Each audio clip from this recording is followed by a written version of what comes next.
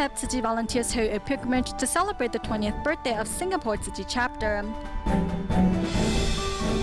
We take a look at Indonesia Tzu Chi volunteers' work in helping needy children in the country. Welcome to Java Headlines. I'm Helen Liao. Thank you for joining us.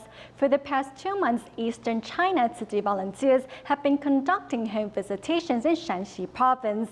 On a recent outing, the volunteers came across a downpour, but they did not let the rain stop them from visiting care recipients. Besides showering local residents with love, volunteers also provided them with much-needed emotional support.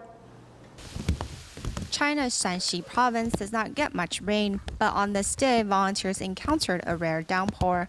However, the rains did not douse the fire in these Tzu Chi volunteers' hearts. Arriving at Senior Sha's house, Tzu Chi volunteers gave the man of the house some friendly advice towards solving the strained relationship he has with his son-in-law. Give him more love and will eventually dissolve the problems in his heart. It's not because you are not good to him or that he is not good to you. Like I said earlier, he grew up poor, which resulted in his defensiveness. 你用爱传给他，他心一定会打开。祝福你们全家。谢谢。平安。Continuing from last month's visits, East China Tzu Chi volunteers once again visited those impoverished living on the Huangtu Plateau. Grandmother He has been bedridden for 7 years and can't help but shed tears when she sees volunteers visiting her so soon again.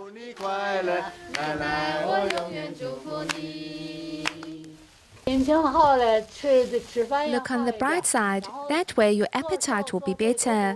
Try to get some exercise so you will get healthier. Don't be upset now. At another care recipient's house, volunteers find that despite living in poverty, the Xia family has been able to put 2 children through college and care for 1 grown daughter with special needs. There are so many of us here that she doesn't recognize, so of course she wants to protect herself. It would be the best if we stand farther away from her. That way she won't need to be as defensive. Mrs. Xia's bravery and determination inspires volunteers to sing a song of encouragement.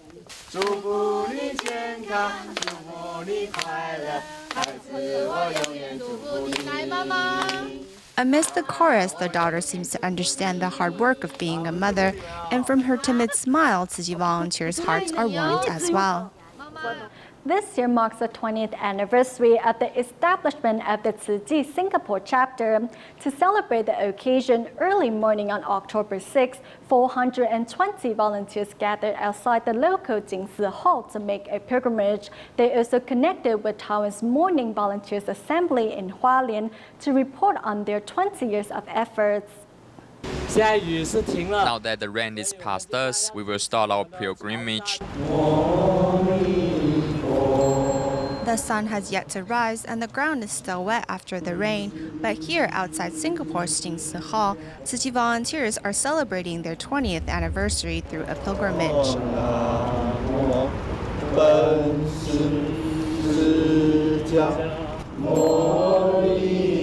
On this special day, the Singapore Tzu Chi Chapter connected via a live feed to the Morning Volunteers Assembly in Hualien, Taiwan. Besides reporting on the good deeds the chapter has been doing locally, Singapore's director lead fellow volunteers in a vow.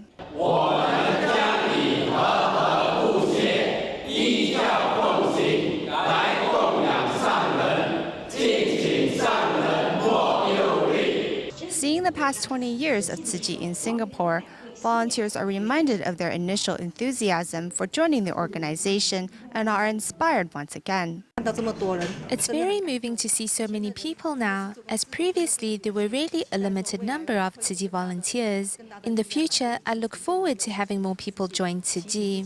I hope that I do not leave the ranks of volunteers. When I feel lazy, I should think about Master Zheng Yan's and other volunteers' actions and how much effort they put in and be inspired by them.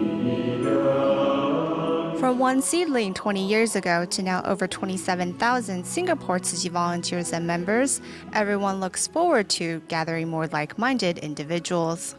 I hope in the future we can recruit more bodhisattvas to join us to walk the Tzu Chi path. 来大爱的行列。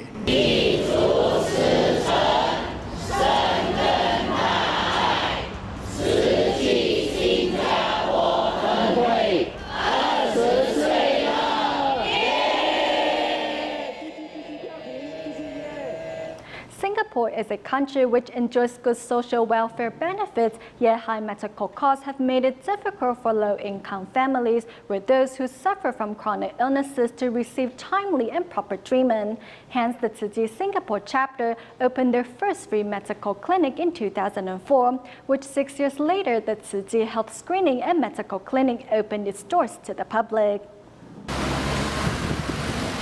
There exists such a place in Singapore where local residents can receive medical treatment free of worries.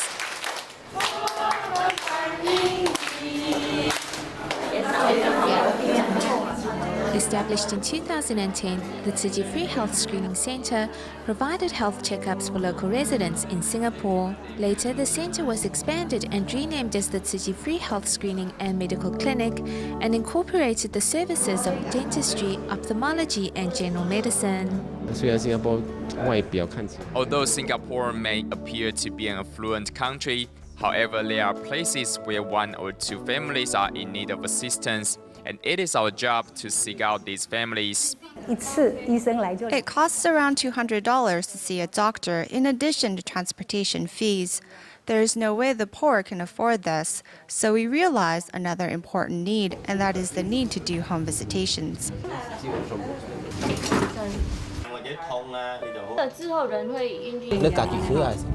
Doctors cross the barriers of poverty to reach their patients and bring an end to their long years of isolation. Since the establishment of the first Tzu Chi Free Clinic in Singapore in 2004, each unveiling ceremony has represented another milestone for Tzu Chi's medical mission in the country. Tzu Chi's Free Clinic in Chinatown was relocated to Red Hill, which boasted a more spacious venue. As traditional Chinese medicine is the most common choice for seniors, the clinic expanded its services to include both Chinese and Western medicine. There are many seniors living in poverty here, so Tzu Chi has set up a location here to provide free acupuncture services and prescribe medication to the elderly, something which we are truly grateful for.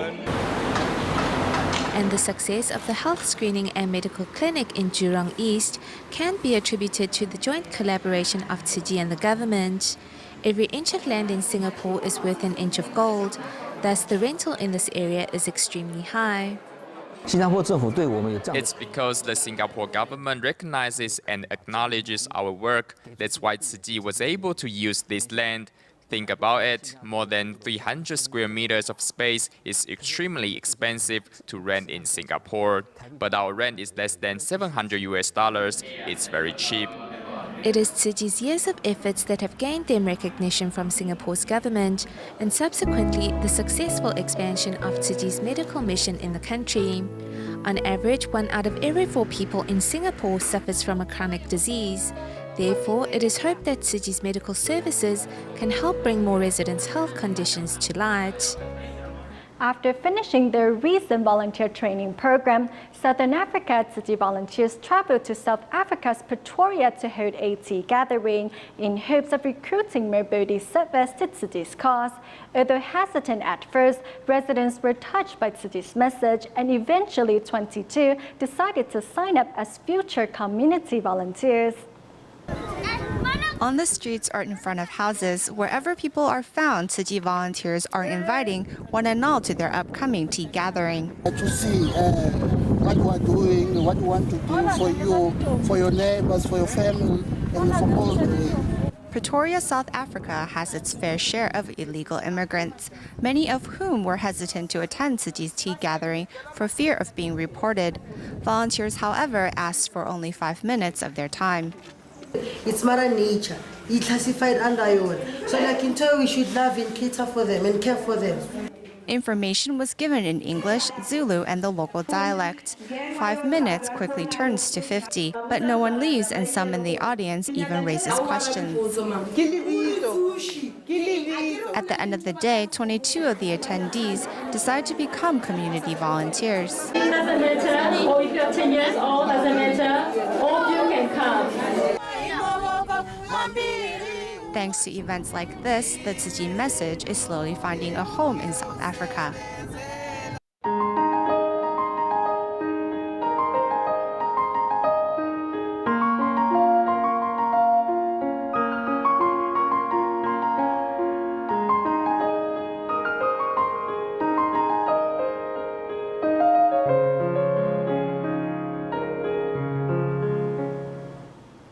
With the Indonesian Tzu Chi marking its first anniversary, beginning today, we look back at the profound impact that Tzu Chi's work over the past 20 years has had on this nation.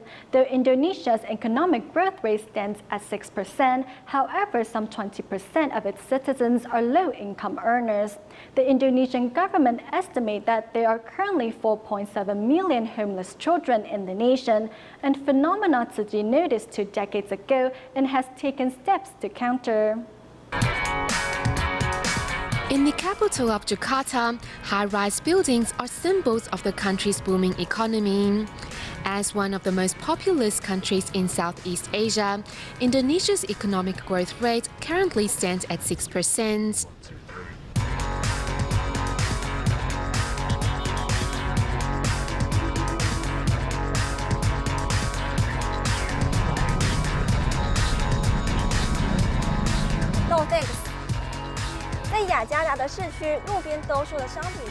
On the streets in Jakarta, one will find many vendors selling a variety of products. The amount of hawkers highlights the issues of many still working odd jobs to make ends meet. The widening poverty gap means that there are more abandoned seniors and children.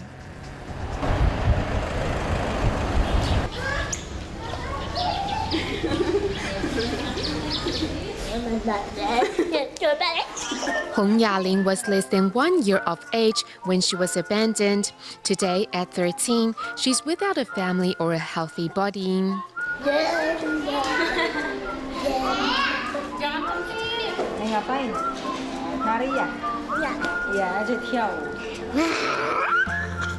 Despite suffering from congenital brittle bone disease, Hong remains positive. However, when facing our reporter, she becomes camera shy.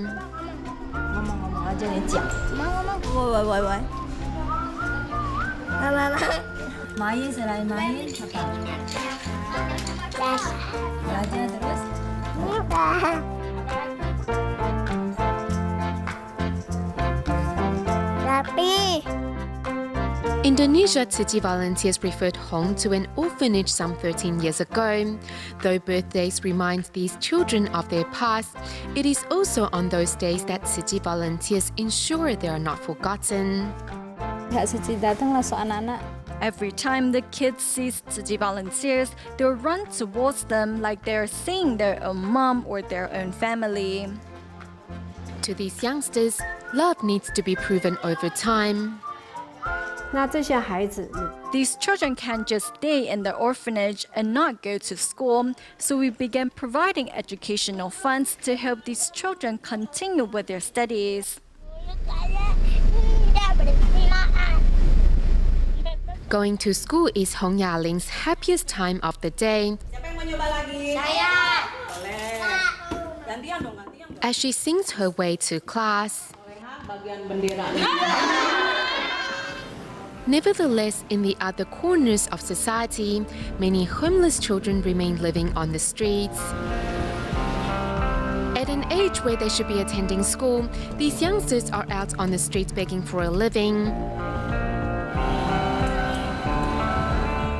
The Indonesian government estimates that there are approximately 4.7 million homeless children in the nation, of which the 7,000 living in Jakarta are just the tip of the iceberg.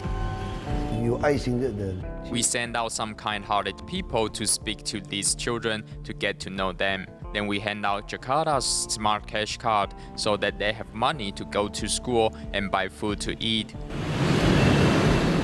Though the government is taking the issue seriously, however, not every child is willing to be placed inside an orphanage or go to school each day. These children want to remain on the streets because they think living out there is easier. They don't have to study, go to school, or abide by rules. Our job is to care for them so that they will want to go to school. Only when these children find stability and receive an education will there be hope of finally escaping poverty.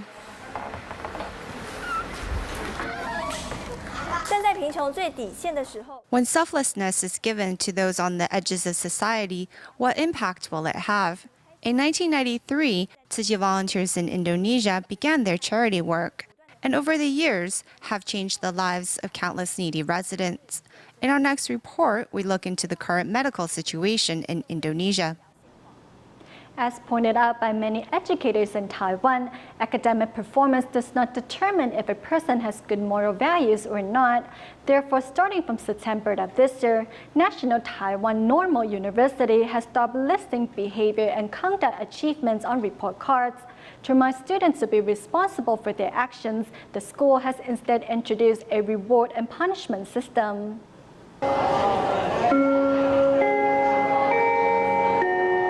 Slowly walking into the classroom even after the bell rings, playing on cell phones or even eating breakfast during lectures. This is a common phenomenon seen in all universities.